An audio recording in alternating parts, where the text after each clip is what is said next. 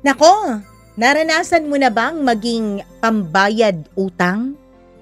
'Di ba? Akala natin ang utang binabayaran ng pera, ng serbisyo, pero paano kung ikaw mismo ang ginagawang pambayad utang? Hindi ng ibang tao, kundi ng mismong mga taong minamahal at pinagkatiwalaan mo. Grabe ang kwento natin ngayong araw na ito. Ihanda po ang tissue at ihanda po ang inyong mga puso. Maganda po ang kwento natin. Kaya lang medyo nakakainis na medyo nakaka-emotional. Charot lang. Anyways, para masyado na kayong na-excite dyan, simulan na natin ang ating kwento na pinadala sa atin ng isa sa mga suki nating silent listener na si Cherry. Dito lamang sa Dear Mama Mia.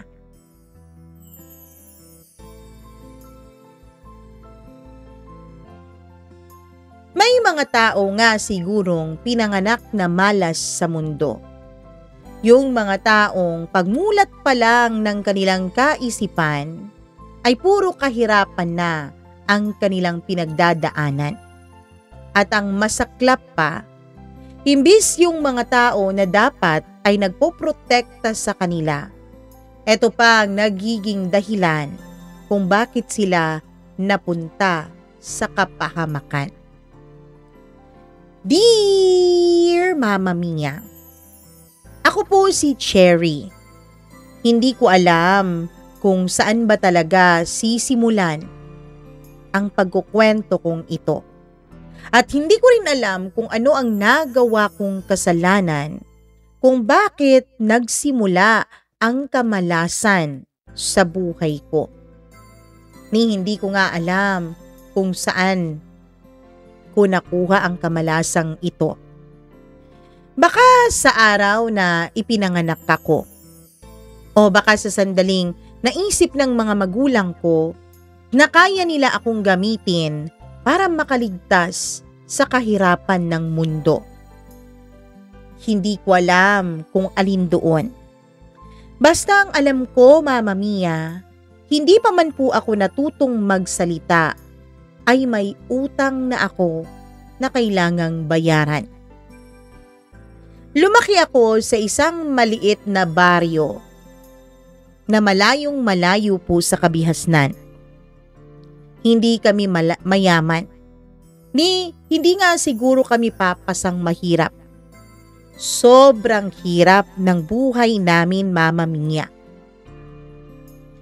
Yung bahay po namin ay gawa lang sa pinagtagpi-tagping yero at kahoy. Pag umulan, parang may daan ng ilog sa loob ng bahay kasi tumutulo talaga yung bubong.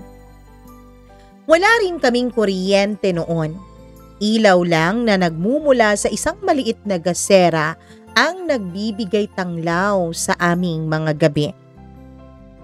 Ang tatay ko po, si Tatay Rodolfo, ay isang magsasaka na palaging lasing pag umuuwi ng bahay. Hindi ko naman sinasabing masama siyang tao, Mama Mia. Pero siguro, kapag binagsakan ka ng napakaraming problema araw-araw, hindi mo na alam kung papaano ito kahaharapin. Kaya bote na lang ng alak ang lagi mong karamay at kinakausap.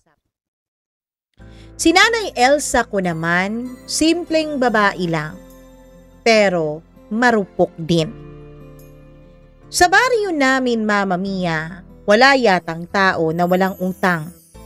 Lahat may iniindang utang. Pero si Nanay, parang utang ang hangin para sa kanya. Hindi talaga siya nabubuhay ng walang utang at walang inuutangan sa bawat araw. Araw-araw kong naririnig noon ang salitang utang, Mama Mia. Elsa, kailan mo babayaran yung inutang mong bigas, ha? Elsa, pakisabihan naman si Rodolfo. Huwag mo nang magtagay. May utang pa yan sa tindahan ko eh. Elsa, yung bayad mo sa utang sa patubig, kailan mo yun ha? Kailangan ko na yun. At ako, Mama Mia, ang batang si Cherry, nakaupo lang sa tabi at nakikinig habang sinisingil ng iba't ibang tao ang nanay ko.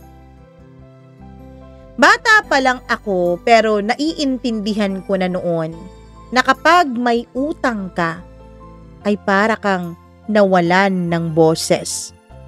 Para kang walang karapatang tumanggi at para kang aso na lagi na lang sunod na sunod sa pinagkakautangan mo.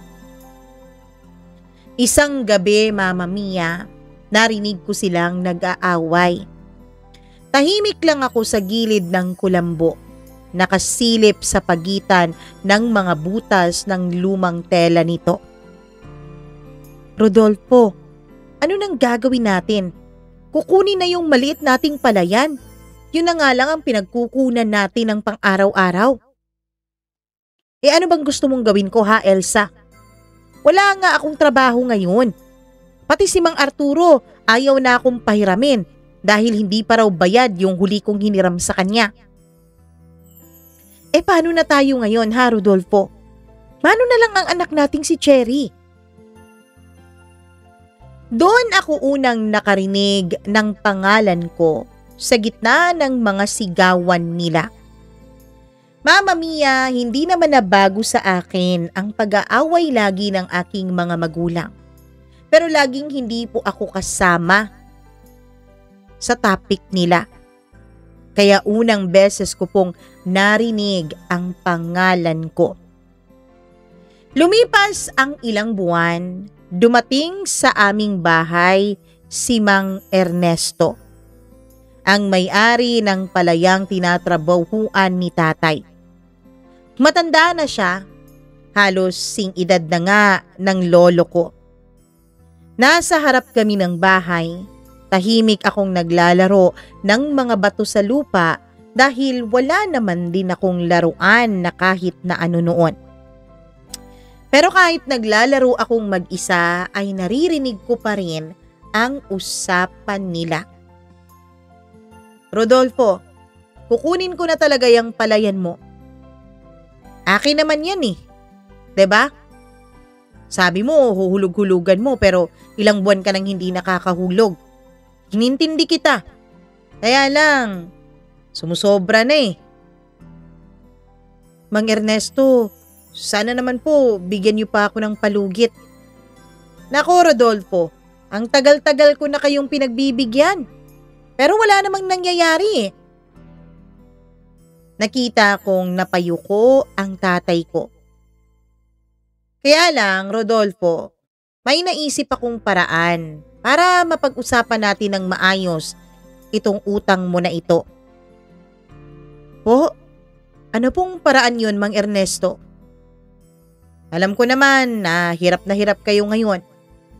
Pero may kailangan ako sa bahay. May matanda akong ina. Wala nang nag-aalaga sa kanya. Kung papayag ka, pwede kong kunin muna si Cherry. Aalagaan niya lang yung matanda. Ang kapalit nun, kakalimutan ko na muna yung utang ninyo sa akin. Mama Mia, kahit matanda na po si Mang Ernesto noon, ay buhay pa ang mas matanda niyang nanay. Tahimik lang si tatay ko noon. Si nanay naman ay umiiyak na. At ako, hindi ko po maintindihan ang kanilang mga pinag-uusapan.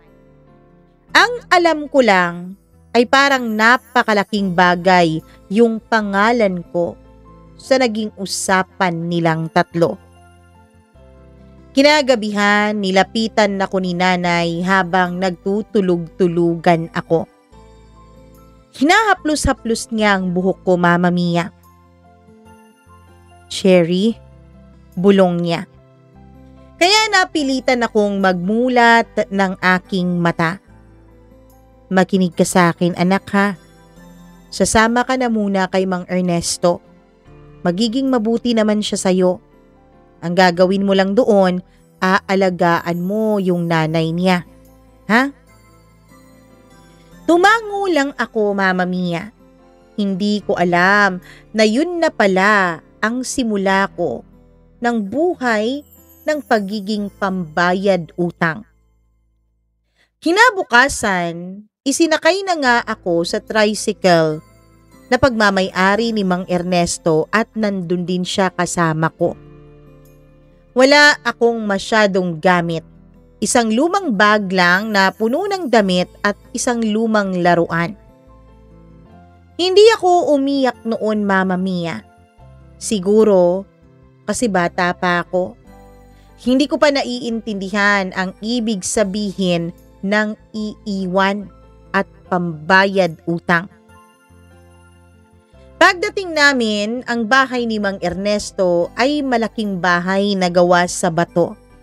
May gate, may kusinera, may hardin, at may matandang babae na laging nakatingin lamang sa kisame. Matandang-matanda na siya, Mama Mia.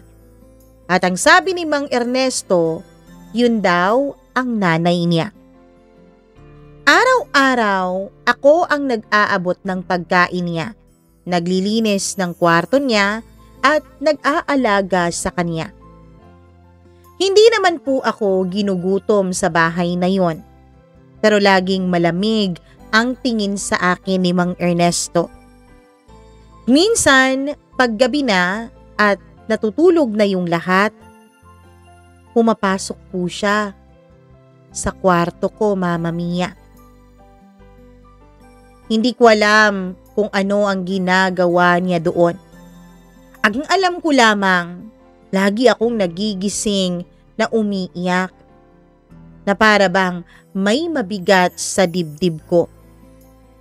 At pag umaga, lagi niyang sinasabi sa akin, huwag kang magsusumbong at huwag kang magsasabi kahit na kanino, ha, Cherry? Utang lang to. Binabayaran mo lang sa akin ang malaking pagkakautang ng mga magulang mo. Mama Mia, yun ang unang beses na narinig ko yung salitang utang na ginamit laban sa akin. At sa gabing yun, nawala ng tuluyan ang pagkabata ko. Lumipas pa ang mga taon, Mama Mia, hanggang sa nasanay na lang po ako. Wala na akong luha. Minsan, naiisip ko na ganito talaga siguro ang buhay ng isang mahirap. Ginagamit ka para mabuhay at bigyan kasiyahan yung iba. Pero tuwing nakikita ako si nanay sa tuwing dinadalaw niya ako paminsan-minsan, alam mo po, Mama Mia, ang lagi niyang sinasabi sa akin ay, magtiis ka lang anak ha, sandali na lang ito. Pag nakabayad na kami, kukunin ka na namin mula dito. Pero Mama Mia, hindi naman nila ako kinuha talaga. Tumanda ako sa bahay na yon hanggang sa ako na ang tinatawag nilang kasambahay.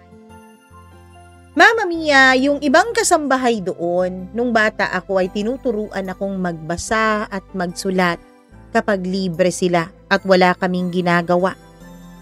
Kaya doon ako natuto sa kanila.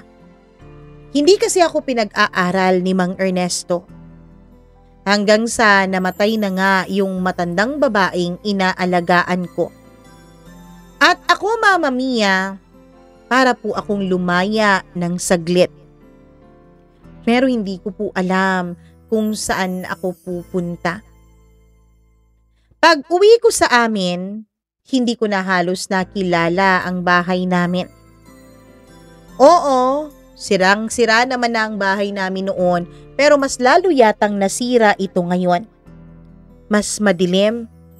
At ang nanay ko, mas matanda, mas payat na. Pero nung makita niya ako ay ngumiti siya. Yung ngiti ng isang tao na tila may kailangan ulit sa akin. Cherry, Sabi niya. Buti naman at umuwi ka. May kailangan lang akong sabihin. At doon po natapos ang unang yugto ng buhay ko. Ang hindi ko alam noon ay nagsisimula palang pala ulit ang panibago kong pagkakautang. Pagbalik ko sa amin, Mama Mia, ay halos 10 taon na rin pala ang lumipas mula nung umalis ako doon. Mama Mia, 21 taon na ako noon. Hindi ko alam kung matutuwa ako o malulungkot sa pagbalik ko. Kasi parang wala namang masyadong ipinagbago. Kung meron man ay mas lalo lang kaming lumubog sa kahirapan. Akala ko noon, Mama Mia, kapag wala na ako sa bahay ay magkakaroon na sila ng pagkakataon na ayusin ang mga buhay nila. Pati na rin ang kabuhayan namin. Kasi 'di ba, -1 na sa pinapakain nila pero hindi po yun ang nangyari. Ang bahay namin ay parehong-pareho pa rin. Yung bubong, butas-butas pa rin sa parehong parte at tila nga nadagdagan pa ang mga butas nito. Yung upuan sa labas, yung may uka sa gitna, andun pa rin. Pero si Tatay Rodolfo ay hindi ko na agad nakilala. Payat na siya. Parang butot balat na nga kung tutuusin eh. At si Nanay, mas marami na ang puting buhok kesa sa itim. Pagbaba ko ng jeep, sinalubong nila ako. Yakap ako ni Nanay ng mahigpit na para bang takot siyang mawala ulit ako. Ngumiti siya, yung ngiti na parang may kailangan ulit. Cherry, anak, salamat at nakauwi ka na. Tahimik lang ako. Hindi ko alam noon kung ano ba ang isasagot ko. Kasi sa totoo lang, Mama Mia, wala naman talaga na akong balak na bumalik. Pero ewan ko, kahit matagal na panahon na ang lumipas, ay may parte pa rin ng puso ko na nangungulila pa rin sa mga magulang. Kahit sa mga taong sinaktan ako. Sa loob ng bahay, kita mo agad ang bigat ng buhay. Wala pa ring bigas gaya ng dati. Wala ring ulam. Sa mesa, isang basyong garapon na dati ay lalagyan ng asukal na ngayon ay wala ng kalaman-laman. At sa gilid, may papel na nakadikit sa dingding. Listahan. Listahan ng utang. Mga pangalan, mga halaga, at sa dulo nito ay nakasulat ang total na nagkakahalagang 52,000 piso. Bumuntong hininga si Nanay. Anak, nahihiya na ako sa mga pinagkakautangan natin. Lahat halos nilapitan ko na. Tahimik si Tatay. Laging ganun eh. Kapag may utang na pinag-uusapan, parang nawawala siya sa sarili. Ganun na ganun siya simula nung bata pa ako. Akala ko may nagbago ngayong halos 10 taon nila akong hindi nakasama, pero yun pa rin pala. Kinagabihan habang kumakain kami ng lugaw na walang lasa, ay biglang nagsalita si Nanay. Anak, Cherry, may isa pang paraan siguro para makabayad tayo ng utang. Sa totoo lang, Mama Mia, naiinis po ako sa sinasabi nilang utang namin. Dahil sa totoo lang, wala naman yata akong pinakinabangan ni piso sa mga utang na yun. Kasi wala naman ako dun di. Nasa ibang bahay naman ako at pinagsisilbihan ang pinagkakautangan nila. Hindi ko alam pero nung sabihin niya sa akin yun ay parang nanlamig agad ako. Anong paraan naman yan, Nay? Tanong ko kahit alam ko na kung saan patutungo ang usapan na ito. Si Mang Ador, may tindahan siya sa bayan. Sabi niya, kung makakatulong ka raw doon sa tindahan niya ng ilang buwan, hindi na niya tayo sisilingin sa kalahati ng nautang natin. Napatingin ako sa kanya. Makakatulong? Ibig mo bang sabihin, doon ako titira? Tumango siya. Sandali lang naman anak, hindi naman habang buhay. Para naman sa atin to eh. Para sa atin. Ilang beses ko nang narinig ang mga salitang yun mula sa kanya. Para sa atin. Pero bakit sa tuwing sinasabi niya yun, ako lang ang nasasaktan? At bakit sa tuwing umuutang sila, sila lang ang nakikinabang? Kinabukasan, Mama Mia, dinalang na nga niya ako kay Mang Ador. Mga 45 siguro ang edad nito. Halos kaedad lang ng mga magulang ko. Medyo kalbo na. Medyo busog na busog sa katawan. Mabigat magsalita pero palangiti. May asawa raw siya pero nasa probinsya daw ang kanyang pamilya. Mama Mia, nung una ay maayos naman po. Nagbubuhat ako ng mga sako ng bigas, nag-aayos ng tindahan, nagluluto at naglalaba. May maliit din akong kwarto sa likod ng bodega. Tahimik lang ako. Sanay na po akong hindi umasa ng mabuti mula sa ibang tao. Pero Mama Mia, dumating din yung gabi na biglang nag-iba ang tingin niya. Gaya nung kay Mang Ernesto noon. Nasa likod kami ng tindahan noon, nag-aayos ng mga kahon ng soft drinks, nang bigla niyang hinawakan ang braso ko. Cherry, sabi niya, mabait ka naman sa akin, di ba? Tumahimik lamang ako, Mama Mia. Hindi ko sinasagot ang sinasabi niya, tapos bumulong siya. Huwag ka nang mahiya. Alam ko naman kung bakit ka nandito. Hindi ba dahil malaki ang pagkakautang ng mga magulang mo? Para akong binuhusan ng malamig na tubig, Mama Mia. Pareho. Pareho ang sinasabi ni Mang Ador at ni Mang Ernesto noon. Pareho ang linya. Pareho ang rason. Para bang buong buhay ko ay pambayad utang lang talaga ang silbi ko sa mundo. Hindi ako sumigaw nung inumpisahan na niya akong galawin. Hindi ako lumaban, Mama Mia. Wala akong ginawa kundi umiyak na lang ng tahimik. Gabi-gabi habang nakatago ako sa loob ng kwarto ko sa likod ng bodega. Kasi alam ko pong kahit anong sabihin ko, wala namang naniniwala eh. Wala namang may pakialam dahil nga utang ito ng aking mga magulang. At ako ay isang pambayad utang lamang. Pagkalipas ng halos 2 taon ay pinayagan na ako ni Mang Ador na umuwi sa amin. Sabi niya, okay na yung kalahati ng utang nyo. Pero huwag mong kakalimutan ha, may utang pa rin yung pamilya mo sa akin. Pasalamat nga kayo at hindi ko na kayo sisingilin ng interes eh. Umuwi ako na parang walang laman. Wala akong pera, wala akong dangal, at wala na rin akong lakas para magalit pa.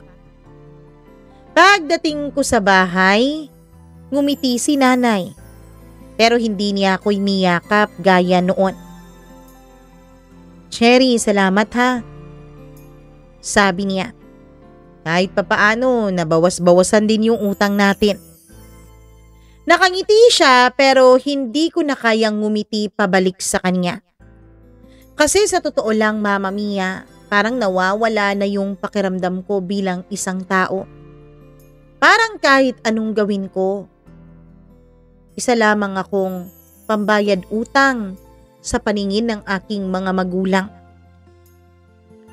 Ilang buwan akong walang ginawa kundi tumingin lang sa labas ng bahay. Tinitignan ko yung mga batang naglalaro sa kalsada.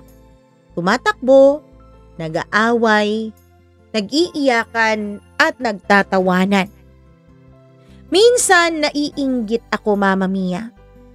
Kasi yung saya nila, hindi ko na maalala kung anong pakiramdam noon. Hanggang isang araw, may dumating na lalaki. Nakasuot ng simpleng t-shirt. Medyo maitim siya dahil siguro sa babad sa araw. Pero may mabait siyang mga mata. Si June, tricycle driver na kaibigan daw ni tatay. Noong una, Mama Mia, hindi ko naman siya pinapansin. Pero araw-araw dumadaan siya at binabati niya ako. Hanggang sa unti-unti kong naramdaman ng kakaibang klasing saya. Dahil, Mama Mia, sa unang pagkakataon, may isang taong tinitignan ako na hindi parang isang gamit. Hindi niya ako kinakausap para lang may makuha siya sa akin.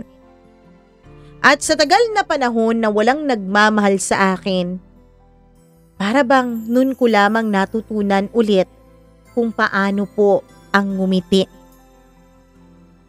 Cherry, sabi niya isang gabi habang sinasabayan niya akong maglakad pa uwi dahil galing ako sa tindahan at bumili ng 2 pirasong itlog. Gusto mo bang lumayo na sa lugar na to? Tumingin ako sa kanya. Hindi ko alam agad kung ano ang isasagot ko. Nakakatakot mag-isa, sabi ko. Sino bang may sabing mag-iisa ka? Sasamahan naman kita. Ano? Maglalayas tayo? Saan naman tayo pupunta? Kung gusto mo, magtatrabaho ako. Ako nang bahala sa'yo. Hindi mo na kailangang magdusa dahil sa utang ng mga magulang mo. Mama Mia, para bang biglang tumigil yung mundo ko. Sa unang pagkakataon, may taong nagsabing, ako na ang bahala sa'yo. May taong nagsabing, ililigtas kita mula sa paghihirap mo sa utang ng mga magulang mo. May taong pinipili ako. Hindi dahil sa utang, hindi dahil sa may kapalit, kundi dahil gusto niya akong piliin. Gusto niya akong iligtas. At doon nagsimula ang panibagong kabanata ng buhay ko, Mama Mia. Akala ko kalayaan na. Pero ang hindi ko alam, yun din pala ay utang pa rin. Nang makilala ko po si June, hindi ko agad iniisip na magkakagusto siya sa akin. Wala naman po akong maipagmamalaki. Hindi naman ako kagandahan, hindi rin ako sosyal. At lalong, wala na akong puri at dangal.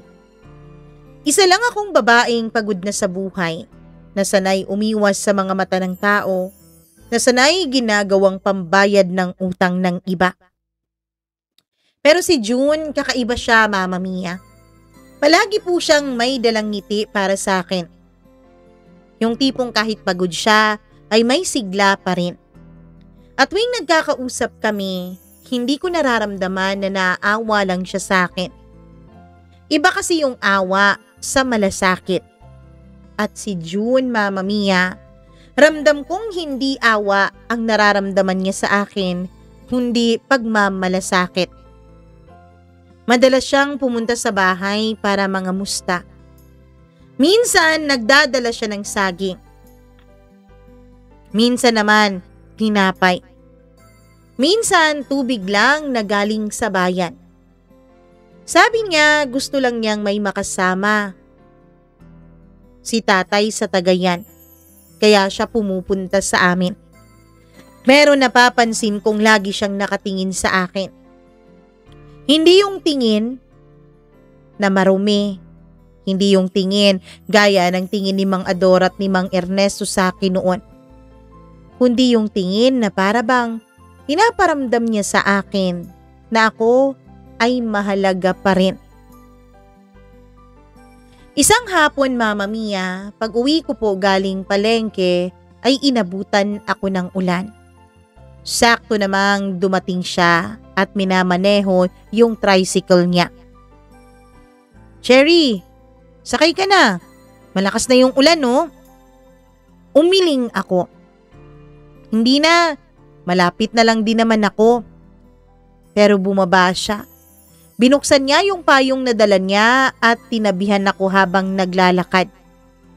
Tawa siya ng tawa at ako naman ay hindi makatingin ng diretso sa kanya. Bakit ba ayaw mong tinutulungan kita? Tanong niya. Ikaw, bakit mo ba ako tinutulungan? Balik kong tanong sa kanya. Ewan ko. Siguro kasi gusto kong may makasama sa hirap ng buhay. Mama Mia, tinamaan ako sa sagot na yon. Oo nga pala. Mas maganda siguro na may kasama ka kahit mahirap ang buhay. Doble ang hirap, yung mahirap ka na nga, sobra kang naghihirap tapos wala ka pang nakakasama. Pag uwi ko ng gabing yon ay tinanong ako ni nanay. Sherry, si June ba yon? Yung tricycle driver na laging kainuman ng tatay mo na madalas pumupunta dito? Tumango ako. Mag-ingat ka ha. Huwag kang papadala sa kanya. Mahirap lang din naman yun. Sigurado ako kapag nagkatuluyan kayo, puro utang din ang magiging buhay ninyo. Hindi ko alam, Mama Mia, kung pang-iinsulto ba yung sinabi ni Mama o paalala lamang. Pero natahimik ako, Mama Mia. Kasi kahit ayokong aminin ay totoo naman. Ilang beses na nga akong ginamit sa pangalan ng utang, di ba? At totoo naman na kung magsasama kami ni June, kung magkakaroon kami ng relasyon, sigurado, mahihirapan din kaming pareho. Lumipas ang mga buwan. Kahit na anong paalala ni nanay ay mas naging malapit pa rin kami ni June sa isa't isa. Siya kasi yung tipo ng lalaking kontento sa simpleng buhay. Gumigising ng maaga, bumabiyahe ng buong araw tapos pag uwi, tawa lang ng tawa kahit pagod na. Minsan kapag alam niyang pumupunta ako sa palengke ay sinusundo niya ako. Minsan dinadala niya ako sa plaza, sa may fishballan, sa may kwek-kwekan. Tapos nagkukwentuhan lang kami habang nililibre niya ako ng mga simpleng pagkain. Mama Mia, habang lumilipas po ang mga araw, sa tuwing kasama ko si June ay nakakalimutan ko kung sino at ano ako dati. Nakalimutan kong pambayad pala ako ng utang. Kapag kasama ko siya, nararamdaman kong isa lang akong simpleng babae. Si Cherry lamang ako. At dun po ako unang natutong maniwalang pwede pa rin pala akong mahalin sa kabila ng aking mga pinagdaanan.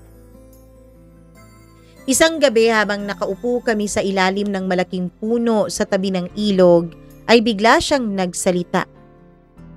Cherry, gusto mo bang pakasalan kita? Akala ko nagbibiro lang siya kaya hinampas ko siya, tawa ko ng tawa. Pero nung matitigan ko ang mukha niya ay nakita kong seryoso siya. Wala man akong kayamanan. Wala rin akong bahay. Pero sisiguraduhin kong hindi ka na iiyak sa tabi ko dahil lang sa utang. Hindi ko napigilang maiyak noon, Mama Mia. Hindi dahil malungkot ako, kundi dahil sa unang pagkakataon ay may nagsabi sa akin ng ganong klaseng pangako. At yun nga ang nangyari. Hindi na nga ako nagpatumpik-tumpik pa. Sa bahay pareho lang rin naman ang kahirapan. Hindi nga ako minamahal ng mga magulang ko eh. Kaya pinili kong pakasalan si June. Kinasal kami sa simple lang, sa munisipyo. Walang puting gown, wala ring handaan. Halos pambahay nga lang ang suot namin noon eh. Ang pangako lang na tamis ng pag-ibig ang daladala ko habang pinapakasalan ko siya. Sa unang taon namin bilang mag-asawa ay para po akong nasa isang magandang panaginip. May maliit kaming bahay na inuupahan. May tricycle si June at ako naman ay nagtitinda ng kape at tinapay sa gilid ng bahay na inuupahan namin. Kahit maliit lang ang kinikita namin ay masaya po ako. Kasi hindi na ako pinupuntahan ng mga alaala ng utang ng mga magulang ko. Tinanggap din ako ni June ng buong buo, Mama Mia. Kahit alam niyang hindi ako marangal at hindi buo ang aking puri nung ako ay kanyang pinakasalan. Mama Mia, sa totoo lang nung nagsama kami ni June sa unang pagkakataon, hindi ako natatakot na may mga taong kumakatok sa pintuan. Dahil alam ko na ramdam ko na yun ay simpleng pangangamusta lamang, pagbisita lamang at hindi paniningil ng utang. Tuwing gabi, magkausap kami ni June habang nagkakape. Sherry, sabi niya minsan, kapag nakaipon na tayo, bibili tayo ng sarili nating lupa. Ayokong panghabang buhay tayong tumitira sa inuupahan lang nating bahay. Napangiti ako. Basta, wag na wag tayong uutang ha? Tumawa siya. Hindi talaga. Ayoko na ring marinig yung salitang yon.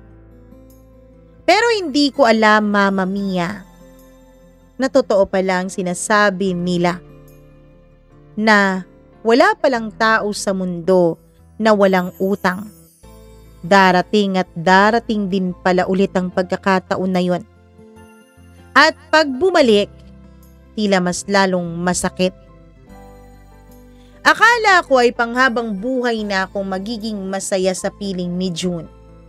Pero ilang taon lang ang lumipas, nagbago ang takbo ng buhay namin. Nito nung masira ang makina ng tricycle ni June. Napilitan po siyang mangutang kasi wala naman po kaming mapagkukunang panghanap buhay. Una, maliit lamang. 2,000 lamang para maipagawa yung makina. Pero nasundan pa yun. Sherry, konti lang naman to. Babayaran ko agad kapag nagkapasada na ako. At gaya ng dati, naniwala ako, Mama Mia. Pero lumaki yung utang niya. Hanggang sa umabot na ito ng halos 40,000. At yung pinagkakautangan niya, si Aling Berta, ay may-ari ng talyer na pinapagawan niya kapag nasiraan siya. Matanda na si Aling Berta, pero matalim pa rin ang dila. At mas matalim ang mga mata kapag naniningil na. Isang hapon, pumunta siya sa bahay na inuupahan namin. June, kailan mo ba babayaran yung utang mo? Ilang buwan na yung nakatenga. Tahimik lamang si June. Hindi makatingin sa kanya. Wala pa po akong pamasada, ma'am, pero babawi po ako. Umirap si Aling Berta. Kung walang pera, may ibang paraan pa naman. Tapos tumingin siya sa akin. Diretso. Parang may ibig sabihin. Pero kinakabahan ako, Mama Mia. Nung umalis na si Aling Berta, ay hindi pa rin mawala-wala ang kaba ko hanggang sa kumakain na kaming dalawa ni June. Tahimik lamang kami hanggang sa bigla siyang nagsalita. Sherry. Oh, ano yun? Pwede bang tulungan mo na muna ako? Anong klaseng tulong naman? Si Aling Berta, mabait naman siya. Sabi niya kung pwede ka raw munang tumulong sa bahay niya, wala naman daw masama para mabawas-bawasan yung pagkakautang ko sa kanya. Parang nanigas ako sa narinig ko. Hindi ako agad nakapagsalita. June, anong ibig mong sabihin? Wala naman, Cherry. Maglilinis ka lang naman dun. Maglalaba at tutulong sa tindahan niya. Sabi niya, ibabawas daw niya sa utang natin yung magiging sahod mo dun. Mama Mia, hindi ko alam kung ano ang mas masakit. Yung pangalang Aling Berta o yung salitang ibabawas sa utang niya. Para bang binuhusan ako ng malamig na tubig. Parang lahat ng pangako niya noon sa akin na hindi kita paiiyakin dahil sa utang ay bigla na lang nabura. Ilang araw akong hindi nakapagsalita. Tahimik lang ako sa bahay, pero gabi-gabi po akong umiiyak. Naawa ako kay June kasi alam kong hirap na rin siya. Pero nasasaktan ako kasi alam niya kung anong pinagdadaanan ko, pero hinihiling pa rin niya sa akin ito. Alam niyang minsan na rin akong ginamit, ipinagpalit at ginawang pambayad utang. At ngayon, siya naman ang gumagawa noon. Cherry, para sa atin naman to. Pansamantala lang. Pamilyar ang kanyang sinasabi. Parehong linya, iba nga lang yung bibig na bumibitaw noon. At doon ko napagtanto, minsan hindi mo talaga kailangan ng kaaway para masaktan ka. Minsan, yung mga taong pinili mong mahalin, ang unang magtutulak pala sa'yo papuntang impyerno. Isang linggo bago ako umalis, papunta sa bahay ni Aling Berta ay tignan ko si June habang natutulog. Pagod siya, pawisan, puno ng alikabok ang kaniyang katawan. Pero sa loob-loob ko, imbis na dapat ay maawa ako ay tila may galit akong hindi maipaliwanag. Galit na may kasama rin namang awa. Kasi kahit alam kong ginagamit niya ako, mahal ko pa rin siya . At yun ang pinakamasakit, Mama Mia. Yung mahalin mo pa rin ang taong alam mong ginagamit ka lamang. Masakit, mahapdi sa dibdib iyon. Hindi madali, Mama Mia. Kaya kinabukasan, dinala ko yung lumang bag ko, yung parehong bag pa rin nung bata ako. Kahit butas-butas na ito ay wala naman akong ibang magamit. At muli akong umalis ng bahay. At habang sumasakay ako sa tricycle papunta kay Aling Berta, ay paulit-ulit kong tinatanong sa sarili ko kung kailan ba talaga ako makakalaya. Nang makarating ako sa bahay ni Aling Berta, hindi ko alam kung anong mararamdaman ko. Malaki ang bahay niya. May mataas na pader at sa labas pa lang, amoy na amoy mo na yung yaman. Hindi ako sanay sa ganon. Sanay ako sa amoy lupa, amoy pawis at alikabok. Pero doon, puro mabango, puro puti, puro malinis. Parang bawal madumihan kahit yung hangin na hinihinga nila. Pinagbuksan niya ang pinto, nakangiti pero yung ngiti na parang hindi naman totoo. Ah, Cherry. Buti naman at dumating ka na. Tumango lamang ako. Pasok ka. Marami ka pang pwedeng gawin dito. At dun nagsimula ulit ang pagiging pambayad utang ko. Sa unang linggo maayos naman. Naglilinis lang ako ng bahay, naglalaba at nagluluto. Nahimik lamang si Aling Berta. Hindi siya yung sigaw ng sigaw tulad ng iba kong mga dating amo. Pero tuwing gabi, naririnig ko siya sa telepono. Lagi niyang kausap si June. Minsan mahina lamang ang boses niya at minsan naman ay medyo napapalakas. Oo, pero maganda yung asawa mo, June, ha? Narinig ko minsang sabi niya tapos tatawa siya. Hindi ko alam kung anong ibig sabihin niya ng mga tawa niyang yun pero ramdam kong may hindi magandang mangyayari. At sa tuwing naririnig ko yun ay napapaisip ako kung tama ba talagang desisyon kong pumunta rito. Isang gabi pinatawag niya ako sa sala. Cherry, Upo ka. Umupo naman ako sa harapan niya. May hawak siyang sobre at binuksan niya yon. Alam mo ba kung magkano pa ang utang ng asawa mo sa akin? Hindi pa kasali dito yung interes ha? Umiling ako. Halos 36,000 na. At alam mo ba, hindi yun mababayaran sa kakatatrabaho mo dito? Tahimik lamang ako. Hindi ko alam kung ano ang dapat kong isagot hanggang sa ngumiti siya. Yung ngiti na alam mong may ibig siyang sabihin na hindi mo magugustuhan. Cherry, may ibang paraan para mapapabilis yung pagbabayad mo ng utang. Nanlamig ako, Mama Mia. Biglang bumalik sa akin ang mga alaala sa bahay ni Mang Ernesto, kay Mang Ador. Lahat ng gabi na ginamit nila ako sa pangalan ng utang. At ngayon, asawa ko naman ang tila nagbenta sa akin sa malaimpyernong buhay na ito. Hindi po ako ganun, Aling Berta. Mahina akong sabi. Tumawa siya. Hindi ba? Baka kailangan mo lang tandaan kung sino ang may utang dito sa ating dalawa. Tumayo ako. Lumayo pero pinigilan niya ang braso ko. Cherry, wag kang magmalinis. Sa ganitong buhay, walang libre. Umalis ako ng gabing yun sa harap niya, nanginginig at umiiyak. Wala akong pinagsabihan. Ni si June, hindi ko masabi sa kanya ang pinagdadaanan ko. Kasi anong sasabihin ko sa kanya? Na ginamit lang din naman niya ako para sa utang niya. Na siya naman mismo ang nagtulak sa akin para mapunta sa ganitong sitwasyon.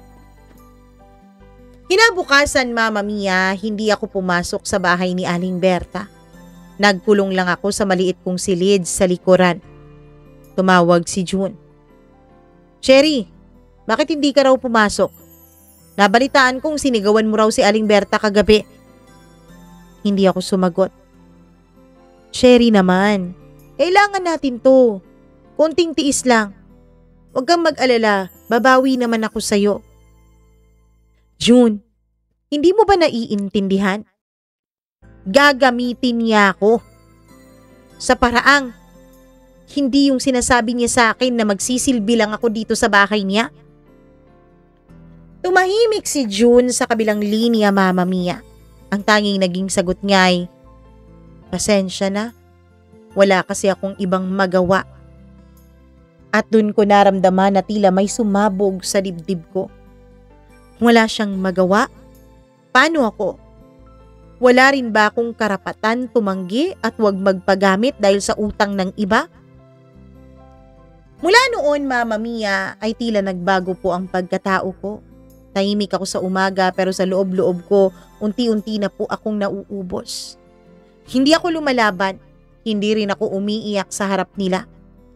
Pero gabi-gabi, sa maliit kong kwarto, umiiyak ako ng walang tunog. Kasi ayokong marinig kahit ng hangin yung sakit na dinadala ko. Minsan naiisip ko, Mama Mia, baka kasalanan ko rin. Baka mali ako sa pag-asang magbabago pa ang kapalaran ko. Baka hanggang dulo ay pambayad utang lang talaga ako. Baka ito ang misyon ko sa buhay. Ilang linggo pa ang lumipas, nagkasakit si June. Hindi siya makabiyahe. Kaya naman, nagpaalam ako kay Aling Berta. Ako yung nag-aalaga sa kanya kahit ang totoo ay mahina rin ako. Wala kaming pera. Wala kaming pambiling gamot. At kahit ganun, ay pinilit ko pa rin humanap ng paraan. Kasi asawa ko siya at hindi ko siya pwedeng pabayaan na lang. Tinawagan ko si Aling Berta. Humingi ako ng konting tulong sa kanya pero ang naging sagot niya, bakit ko siya tutulungan? Ni hindi pa nga kayo nakabayad sa utang niyo sa akin? Sinampal ako ng mga salitang yon. At doon ko naisip na kahit kailan, hindi mo pwedeng ipaliwanag ang kahirapan sa taong hindi pa nakaranas nito. Para sa kanila kasalanan ng pagiging mahirap. At para sa tulad ko, wala na akong pag-asang makaahon pa sa buhay na ito. At dahil hindi ako makabili ng gamot, Mama Mia, At dahil malayo rin ang pampublikong ospital sa amin, magkaraan lamang ng ilang buwan ay pumanaw si June. Hindi dahil sa aksidente kundi dahil sa sakit niyang hindi na naagapan. At sa araw ng libing niya, habang nakatayo ako sa tabi ng kabaong, may narinig akong bulong-bulong sa likod. Si Aling Berta. Naku, yung utang niya sa akin, mapupunta na sa asawa niya. Tumingin siya sa akin, diretso at matalim. At sa loob-loob ko, alam ko kung anong ibig niyang sabihin. Halos wala pa ring katapusan na magiging pambayad utang ako. Pagkatapos ng libing ay nag-impake ako. Dinala ko yung ilang pirasong damit at isang letrato namin ni June. Yung tanging ala-ala kong totoo. Wala akong paalam na sinabi sa kahit na sino. Hindi ko rin sinabihan, maging ang mga kapitbahay ko. Kahit nga yung nanay ko, nabuhay pa nung mga panahon na yun, hindi ko rin sinabihan. Ayoko na. Ayoko nang marinig yung mga salitang para sa atin. Sumakay ako ng bus pa Maynila. Kahit wala akong pera, ay nilakasan ko ang loob ko. Kasi kahit hindi ko alam kung anong naghihintay sa akin doon, alam kong hindi ko kayang magbayad pa ng utang na hindi naman ako ang umutang. Yung natirang abuloy mula sa pagkakamatay ni June, yung ang ginamit ko pampamasahe. At habang nakatingin ako sa bintana ng bus, pinanood ko yung mga ilaw na mabilis na dumadaan. Pagdating ko sa Maynila, hindi ko alam kung saan ako pupunta. Wala akong kamag-anak, wala akong kakilala. Bitbit ko lang yung maliit at luma kong bag at yung litrato namin ni June. Naglakad ako sa kahabaan ng EDSA. Hindi ko alam kung saan dadaan pero sabi ko sa sarili ko, bahala na. Basta malakalayo lang ako sa dati kong buhay. Gabi na yon at ang lamig ng simoy ng hangin. Pero mas malamig pa rin yung pakiramdam ko sa aking kalooban. Yung parang kahit ilang damit ang isuot mo, hindi pa rin ikaw maiinitan. Kasi hindi naman lamig ng panahon ang tinatakasan ko, kundi lamig ng mga taong ginawa lang akong pambayad utang buong buhay ko. Nakahanap ako ng mumurahing inuupahan sa isang eskinita sa may Sampaloc. Isang maliit na kwarto lang. May bintanang sira at kutsyon na may butas na sa gitna. Pero para sa akin ay parang palasyo na yon, Mama Mia. Kasi unang beses kong natulog nang walang nag-uutos sa loob ng mahabang panahon. Walang naniningil at walang tumitingin sa akin na para bang may presyo ako. Sa unang gabi ko roon ay umiyak ako ng tahimik. Hindi dahil malungkot ako kundi dahil sa wakas, ako na ulit ang may-ari ng buhay at katawan ko. Kinabukasan, naghanap ako agad ng trabaho. Pumasok ako sa isang karinderya, nag-alok na maging tagapaghugas nila ng pinggan. Sabi ng may-ari, maliit lang ang sahod dito ha, pero libre kape at libre din naman tanghalian. Ngumiti ako. Okay lang po ate, basta may trabaho. At doon nagsimula ang bagong buhay ko. Buhay na walang kayamanan pero may dignidad. Tuwing umaga, amoy tuyo at bawang yung kamay ko. Tuwing gabi, pagod ang katawan ko pero payapa ang kalooban ko. Parang sa wakas, Mama Mia, nakabayad na rin ako sa mundo. Pero hindi pala ganun kadaling kalimutan ang nakaraan. Kahit anong sipag ko, may mga gabing bigla na lang akong napapatulala. Minsan sa gitna ng paghuhugas ko ng plato ay napapahinto ako. Kasi may naririnig akong boses sa loob ko. Cherry, may utang ka pa. Yung utang ni June. At doon ko na-realize na hindi lang pera ang iniwanan nila sa akin kundi trauma. Takot. Takot na baka lahat ng ginagawa ko ay kabayaran pa rin sa kasalanan ng iba. Isang gabi, pauwi ako galing karinderya ay may lalaking sumabay sa akin sa paglalakad. Matangkad siya, malinis manamit at mukhang maayos naman. Miss, taga rito ka lang? Tanong niya. Tumango lang ako. Ako nga pala si Rico. Sa hardware ako nagtatrabaho. Lagi kitang nakikitang dumadaan dito eh. Nahimik pa rin ako, Mama Mia. Hindi dahil sa sinusupladahan ko siya, kundi dahil natatakot ako. Kasi ang mga ngiti, minsan, yun din ang unang paanyaya ng panibago na namang sakit at paghihirap sa buhay mo. Pero si Rico po, hindi siya nangulit. Tuwing dumadaan siya, ngumingiti lang siya tapos dadaan lang. Hanggang sa paglipas ng mga linggo ay nasanay na ako. Nang wala siya at hindi siya dumadaan sa harap ko ay parang may kulang sa paligid. Isang gabi, nag-alok siya sa akin. Sherry, gusto mo bang mag-dinner tayo minsan? Nagdalawang isip ako pero pumayag ako. Dahil sarado na ang karinderyang pinagtatrabahuan ko ay sa ibang karinderya kami kumain. Habang kumakain ay tinanong niya ako, may pamilya ka na ba? Sandali akong tumahimik.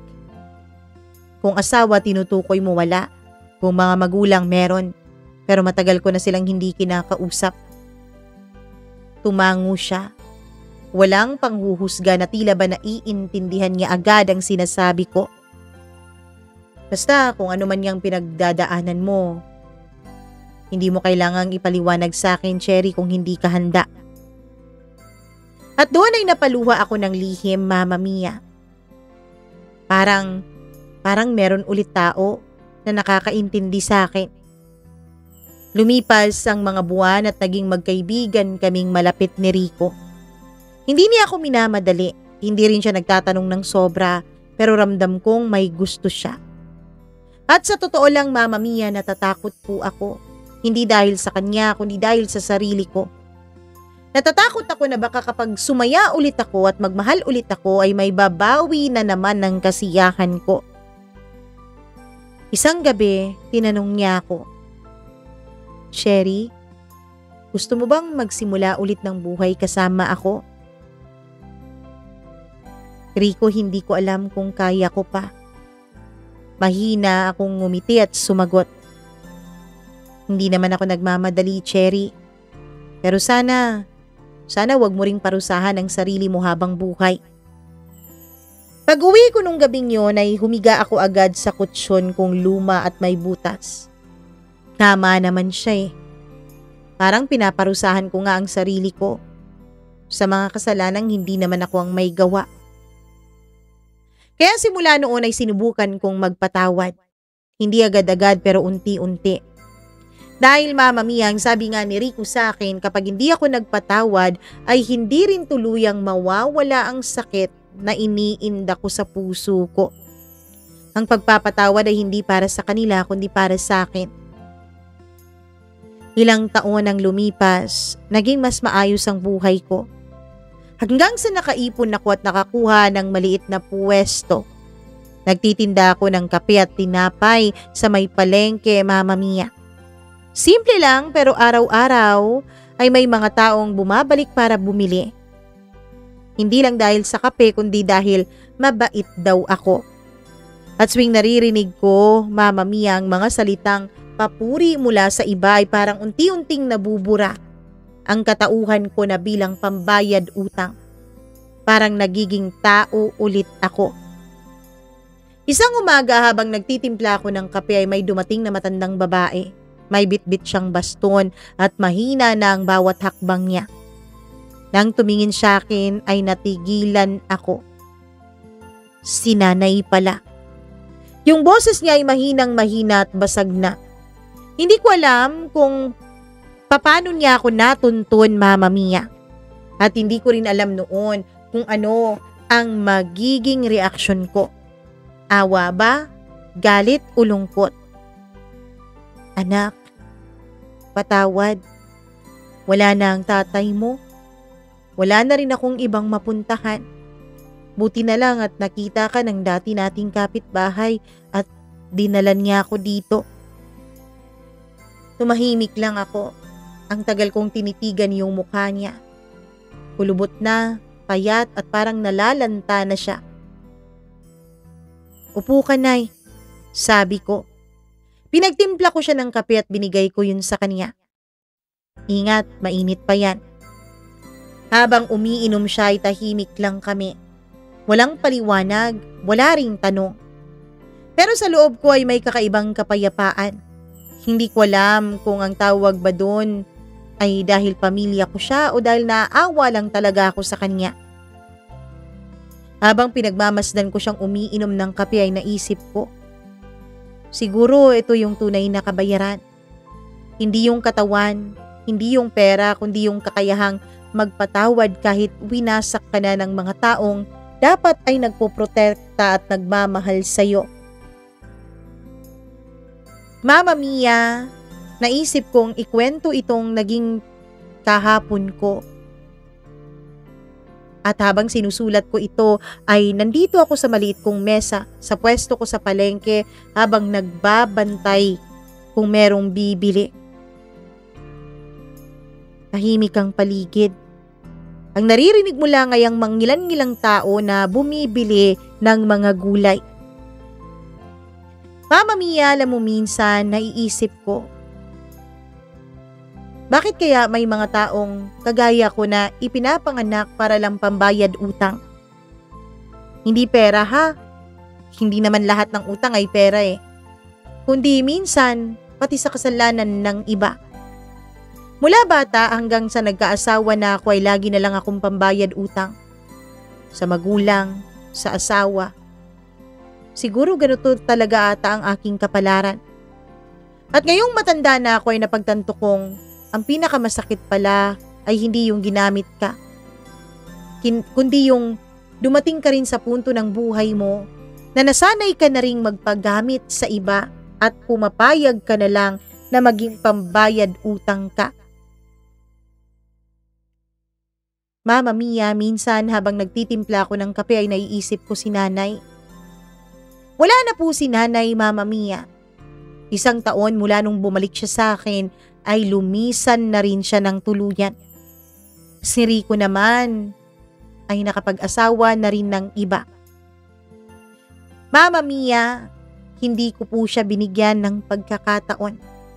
Hindi dahil sa takot ako, kundi dahil alam ko sa sarili ko na sa dami ng mga pinagdaanan ko sa buhay ay kaya kong mag-isa. Kaya ko at wala akong kailangang iba. Bago pumanaw ang nanay ko ay pinatawad ko na siya. Dahil ang totoo, Mama Mia, kahit hindi ko siya patawarin, wala namang magbabago. Pareho pa rin yung sakit, pareho pa rin yung mga pinagdaanan ko. Pinili ko na lang siyang patawarin para magkaroon na rin ng katahimikan ang loob ko. Sa totoo lang, Mama Mia, kahit ngayong matanda na ako at nag-iisa na sa buhay, ay naisip kong, oo, naging malupit sa akin ang tadhana at ang kapalaran. Pero at least, andito pa rin ako.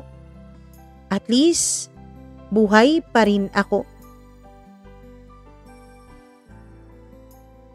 Mama Mia, nais ko lamang pong magbigay ng inspirasyon sa inyong mga tagapakinig, lalong-lalo na yung dumadaan sa mabibigat na problema at pagsubok. Kapag dumating sa inyo ang pagsubok, lagi niyong tatandaan na kaya niyo yan. Mahirap man sa umpisa, kakayanin niyo yan. Pero sana huwag kayong tumulad sa akin. Huwag kayong masanay na nagiging pambayad sa utang ng iba. Huwag kayong masanay na ginagawa na lang na para bang walang kwenta ng ibang tao ang buhay ninyo. Lagi kayong may choice. Hindi dahil magulang mo ay pumapayag ka na lang. Hindi dahil asawa mo ay nagpapaapi ka na lang. Hindi ko sinasabing lumaban ka at makipagpatayan. Ang sinasabi ko, panindigan mo ang sarili mo at wag na wag kang mag-aatubiling humingi ng tulong sa Diyos at sa ibang tao. Maraming salamat po, Mama Mia, sa pagbibigay niyo ng panahon para mabasa itong aking liham. Hanggang dito na lamang po ako. Lubos na nagmamahal at lubos na nagpakatatag, Cherry.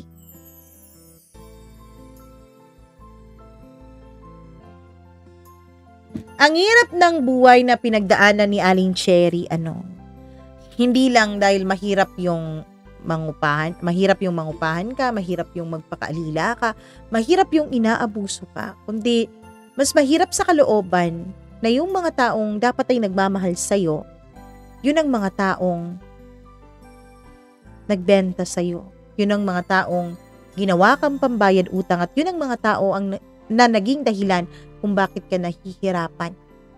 Ang lungkot at ang sakit isipin na may mga taong katulad ni Aling Cherry. May mga taong at mga batang dumadaan sa ganung klasing paghihirap. Sana naman yung mga gumagawa ng ganun, sana naman makonsensya kayo. Kayo yung umutang, iba yung nagbayad. Kayo yung nahihirapan sa pangungutang, sila naman ang naghihirapan sa pagbabayad. Kung kayo ang umutang, kayo ang magbayad. Sa mga magulang ngayon, sana wag nating gawing pambayad utang yung mga anak natin. Hindi lang dahil utang na pera kundi wag nating gawing investment ang mga bata. Wag natin silang pag-aralin para magkaroon sila ng utang na loob sa atin, para tayo ay aarugain, tayo ay bibigyan nila ng pension pagdating ng panahon. Kasi kung tunay tayong magmamahal sa ating mga anak, darating at darating din yung panahon na sila mismo kahit hindi nyo hingin, ibibigay nila ng kusa ang pagmamahal na yon.